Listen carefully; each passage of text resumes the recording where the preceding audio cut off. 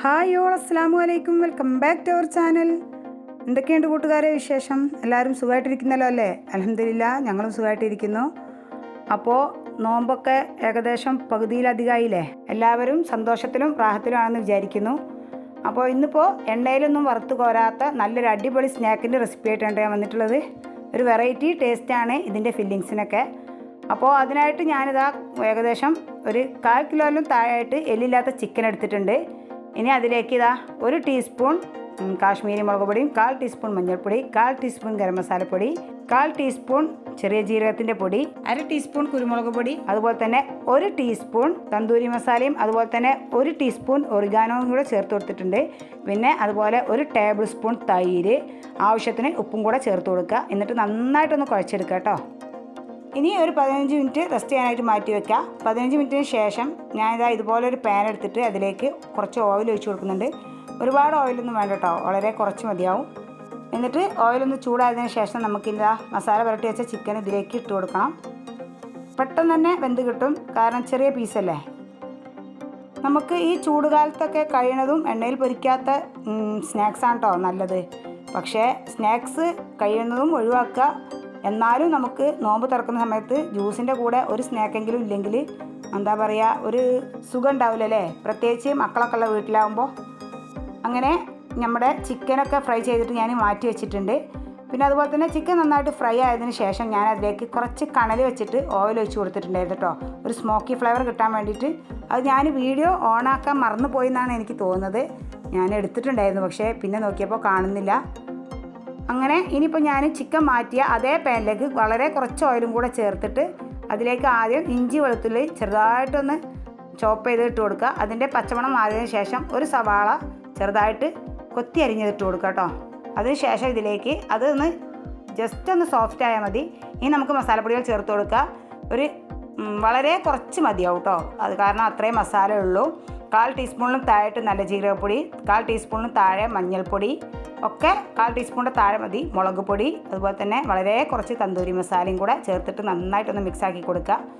എന്നിട്ട് നമുക്ക് ഫ്രൈ ചെയ്ത് മാറ്റി വെച്ച ചിക്കനും കൂടെ അതിലേക്ക് ഇട്ട് കൊടുക്കണേ.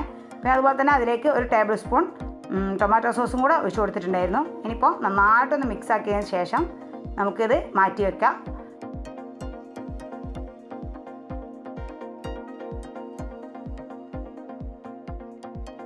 ഇനി ഒന്ന് ജസ്റ്റ് ചൂടാറട്ടെ. ആ സമയം കൊണ്ട് നമുക്കതിലേക്ക് ആവശ്യമായിട്ടുള്ള വെജിറ്റബിൾസൊക്കെ ഒന്ന് അരിഞ്ഞെടുക്കാം കേട്ടോ. അതും ഞാൻ ചെറുതായിട്ടാണ് കട്ട് ചെയ്തെടുത്തത്, ചോപ്പറിൽ ചെയ്തെടുക്കാവും നന്നാവുക. അപ്പോൾ അതാ ഏകദേശം ഒരു 2 ചെറിയ ക്യാരറ്റ് ആയിരുന്നു, അതും ഒരു 1/4 ഭാഗം ക്യാബേജും കൂടെ ചേർത്ത് കൊടുത്തിട്ടുണ്ട്. പിന്നെ അതുപോലെ തന്നെ ഒരു ചെറിയ പച്ചമുളകും. മക്കളൊക്കെ ഉള്ളിടത്ത് പച്ചമുളക് ചേർക്കാതിരിക്കുക. ഞാൻ പിന്നെ വളരെ കുറച്ച് അധികം എരിവില്ലാത്തൊരു പച്ചമുളക് ചേർത്തിട്ടുണ്ട്. എന്നിട്ട് അതിലേക്ക് നമ്മുടെ ഫ്രൈ ചെയ്ത് മാറ്റി വെച്ച ചിക്കൻ്റെ മസാല ഇല്ലേ, അതും കൂടെ ചേർത്ത് കൊടുക്കുക. പിന്നെ അതുപോലെ തന്നെ കുറച്ച് മയോണൈസും കൂടെ. മയോണൈസിൻ്റെ റെസിപ്പിയൊക്കെ ഞാൻ ഇതിന് മുമ്പേ കാണിച്ചിട്ടുണ്ട്, അതുകൊണ്ടാണ് കേട്ടോ ഇതിൽ കാണിക്കാതിരുന്നത്. ഒരുപാട് പ്രാവശ്യം പറഞ്ഞതുമാണ്. പിന്നെ മുട്ട വെച്ചിട്ടുള്ളതും അതുപോലെ തന്നെ ഉരുളക്കിഴങ്ങ് വെച്ചിട്ടുള്ളതൊക്കെ ചെയ്തെടുത്തിട്ടുണ്ട്. അപ്പോൾ ഞാനിത് ഒരു മുട്ട വെച്ചിട്ട് ചെയ്തെടുത്താണ് കേട്ടോ, കാരണം ഇതിലേക്ക് അത്രയും മതി, വളരെ കുറച്ച് മതി. മയോണൈസും കൂടെ ചേർത്തിട്ട് നന്നായി ഒന്ന് മിക്സാക്കി എടുക്കുക. ഇനിയിപ്പോൾ നമുക്ക് അത് റെഡിയാക്കാനായിട്ട് ഒരു ദോശ വേണം. അതിനായിട്ട് ഇതാ ഏകദേശം 1.5 കപ്പ് വെള്ളം ഒരു മിക്സിയുടെ ജാറിലേക്ക് ഒഴിച്ചു കൊടുക്കുക. അതേ കപ്പിൽ തന്നെ 1 കപ്പ് മൈദയും കൂടെ ചേർത്ത് കൊടുക്കുക കേട്ടോ. ഇത് കറക്റ്റ് അളവാണ്. 1 കപ്പ് മൈദയ്ക്ക് 1.5 കപ്പ് വെള്ളം. അതുപോലെ തന്നെ ഇതാ ഒരു മുട്ട പൊട്ടിച്ചൊഴിച്ച് കൊടുക്കുന്നുണ്ട്. ആവശ്യത്തിന് ഉപ്പും കൂടെ ചേർത്ത് കൊടുക്കുക. ഇനിയിപ്പോൾ ഇത് നന്നായിട്ടൊന്ന് അടിച്ചെടുത്തിട്ട് വരണേ. ഇങ്ങനെ തന്നെ ചേർത്ത് കൊടുക്കുക കേട്ടോ. ആദ്യം വെള്ളം ഒഴിച്ച് കൊടുക്കുക, എന്നിട്ട് മൈദ ചേർത്ത് കൊടുക്കുക. അല്ലാതെ ആദ്യം മൈദ ചേർത്താൽ മിക്സിയുടെ ജാറിൻ്റെ അടിയിലൊക്കെ മൈദ ഒട്ടിപ്പിടിക്കും. അപ്പോൾ ഞാൻ നന്നായിട്ട് അടിച്ചെടുത്ത് വന്നിട്ടുണ്ട്. ഈ ഒരു പാകം മതിയേ. നമ്മുടെ ഒരു പാന് ചൂടാക്കാൻ വെച്ചിട്ടുണ്ട്. പാൻ നന്നായിട്ട് ചൂടായതിന് ശേഷം മീഡിയത്തിലേക്കൊന്ന് കുറച്ച് വയ്ക്കുക. എന്നിട്ട് ഇതാ ഒരു തവി മാവ് ഒഴിച്ചിട്ടൊന്ന് ചുറ്റിച്ചെടുക്കുക. അപ്പോൾ നിങ്ങളുടെ പാനിനനുസരിച്ച് മാവ് ഒഴിച്ചു കൊടുക്കുക. എൻ്റെത് ചെറിയൊരു പാനാണ് കേട്ടോ, അപ്പോൾ ഒരു തവി ഒഴിച്ചു കൊടുത്താൽ മതിയാവും. എന്നിട്ട് പെട്ടെന്ന് തന്നെ ഇങ്ങനെ ചുറ്റിച്ചെടുക്കുക. അതുപോലെ തന്നെ പെട്ടെന്ന് റെഡിയായി കിട്ടും ചെയ്യാൻ. ഇതാ ഇതുപോലെ ജസ്റ്റ് ഒന്ന് മറിച്ചിട്ടും കൂടെ കൊടുക്കുക. വളരെ നൈസായിട്ട് ചുട്ടെടുത്താൽ മതി കേട്ടോ, ഒരുപാട് കട്ടിക്ക് വേണ്ട.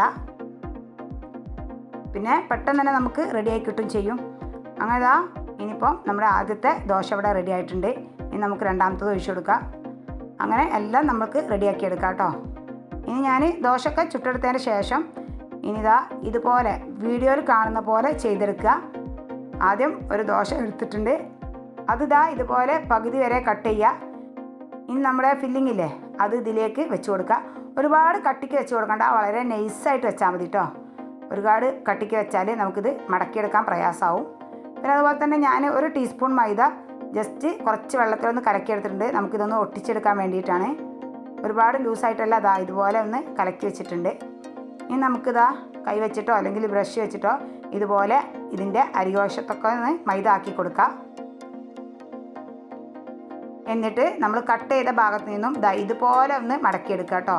പെട്ടെന്ന് തന്നെ ഒട്ടിക്കിട്ടും മൈദ ഇതാക്കിയതുകൊണ്ട് തന്നെ. കണ്ടോ, ഇനി ഇതുപോലെ ഒന്ന് റോൾ ചെയ്തെടുക്കുക. അങ്ങനെ നമ്മുടെ ആദ്യത്തെ സ്നാക്ക് ഇവിടെ റെഡി ആയിട്ടുണ്ട്. കണ്ടോ, അതിൻ്റെ ബാക്കി ഭാഗം ഈ സൈഡിലേക്കും കൂടെ ഒന്നിങ്ങനെ ഒട്ടിച്ചു കൊടുക്കുക കേട്ടോ. ഇനി കൈ വെച്ചിട്ട് എല്ലാ ഭാഗത്തും ഒന്ന് പ്രസ് ചെയ്ത് കൊടുക്കുക. അങ്ങനെ ഞാൻ ഇനിയിപ്പോൾ ആദ്യത്തെ ഒരു 3 ചെയ്തെടുത്തിട്ടുണ്ട്. ആ സമയം ഞാൻ പാൻ അടുപ്പത്ത് വെച്ചിട്ട് ഇത്രയും ഓയിൽ ഒഴിച്ച് കൊടുത്താൽ മതി. എന്നിട്ട് ഇതുപോലെ ആദ്യം ചെയ്ത് വെച്ച 3 ഇതുപോലെ ഇട്ട് കൊടുത്തിട്ടുണ്ട്. ഇനി നമുക്ക് ബാക്കിയും കൂടെ ഇങ്ങനെ ഓരോന്നും ചെയ്തെടുക്കാം. അപ്പോൾ എൻ്റെ പാനിൽ ഇങ്ങനെ 3 കൊള്ളുണ്ടായിരുന്നുള്ളൂ, അതുകൊണ്ടാണ് ഞാൻ 3 മാത്രം ചെയ്തത്. നിങ്ങൾക്ക് വലിയ പാനൊക്കെ ആണെങ്കിൽ അത്രയും ചെയ്തെടുക്കാം കേട്ടോ. പിന്നെ പെട്ടെന്ന് തന്നെ റെഡിയാക്കി കിട്ടുന്നതുകൊണ്ട് നമ്മൾ കഴിക്കുന്നതിൻ്റെ വളരെ കുറച്ച് മുമ്പേ റെഡിയാക്കി എടുത്താൽ മതി. ഇതിങ്ങനെ ചുറ്റി വെക്കുക. എന്നിട്ട് കുറച്ച് മുമ്പേ മാത്രം ഇതുപോലെ ഫ്രൈ ചെയ്തെടുത്താൽ മതി. അല്ലെങ്കിൽ ചൂടാറിയാൽ വലിയൊരു ടേസ്റ്റ് ഉണ്ടാവില്ല കേട്ടോ. നല്ല ചൂടോടെ കഴിക്കാൻ വേണ്ടിയിട്ടാണ് നല്ല ടേസ്റ്റ് ഉണ്ടാവുക. അങ്ങനെ നമുക്കിത് ഞാൻ തിരിച്ചും മറിച്ചിട്ട് ഈ ഒരു കളറായപ്പോൾ പാനിൽ നിന്ന് എടുത്ത് മാറ്റി രണ്ടാമത്തെ ബാച്ചും കൂടെ പാനിലിട്ട് കൊടുത്തിട്ടുണ്ട്.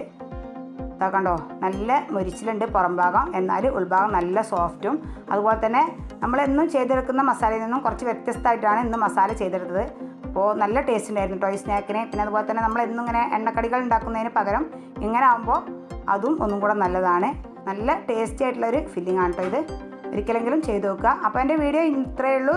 നിങ്ങൾക്ക് ഇഷ്ടമെങ്കിൽ ലൈക്ക് ചെയ്യുക, ഷെയർ ചെയ്യുക, സബ്സ്ക്രൈബ് ചെയ്യുക, തൊട്ടടുത്തുള്ള ബെല്ലൈക്കൺ പ്രസ് ചെയ്യുക. ഇൻഷാ അല്ലാഹ് പുതിയൊരു വീഡിയോ ആയിട്ട് കാണാം.